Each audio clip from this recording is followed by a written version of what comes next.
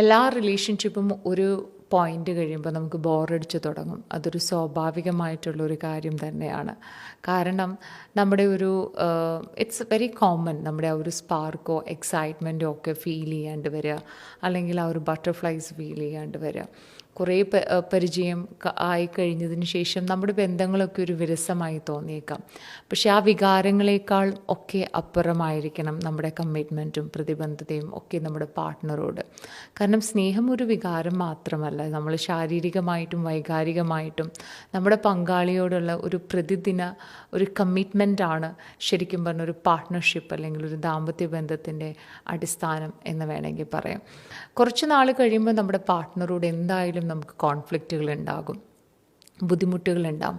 രണ്ട് പശ്ചാത്തലങ്ങളിൽ നിന്ന് വന്ന രണ്ട് വ്യക്തികൾ, രണ്ട് യുണീക്ക് ക്യാരക്ടേഴ്സ് ഉള്ളത്, രണ്ട് പരിചരണങ്ങളിൽ നിന്ന് വളർന്നു വന്ന രണ്ട് വ്യക്തികൾ, നമ്മുടെ ഇഷ്ടങ്ങളും അനിഷ്ടങ്ങളും എല്ലാം കുറച്ച് നാൾ കഴിയുമ്പോൾ പല കോൺഫ്ലിക്റ്റുകളിലേക്കും പോവാൻ സാധ്യതകളുണ്ട്. പക്ഷേ എല്ലാ ദിവസങ്ങളും ശാരീരികമായും മാനസികമായും ഫിസിക്കലി മെൻ്റലി ഒക്കെ നമ്മുടെ പാർട്ട്ണറെ ഒരു കമ്മിറ്റ്മെൻറ്റോടു കൂടി കാണുമ്പോൾ അല്ലെങ്കിൽ റെസ്പെക്റ്റോടു കൂടി കാണുമ്പോൾ മാത്രമായിരിക്കും പിന്നീട് ആ റിലേഷൻഷിപ്പ് മുന്നോട്ട് പോവുക. അപ്പോൾ സ്നേഹം കുറഞ്ഞു പോയി അല്ലെങ്കിൽ സ്പാർക്കില്ല അല്ലെങ്കിൽ നമുക്കൊരു എക്സൈറ്റ്മെൻറ്റ് ഇല്ല എന്നതിനർത്ഥം റിലേഷൻഷിപ്പ് നശിച്ചു എന്നുള്ളതല്ല. ഇതൊരു നോർമലായിട്ടൊരു ഫീലാണ്. അതിനേക്കാൾ അപ്പുറമായിരിക്കണം നമ്മുടെ കമ്മിറ്റ്മെൻറ്റും പ്രതിബദ്ധതയും നമ്മുടെ പാർട്ട്ണറോട്.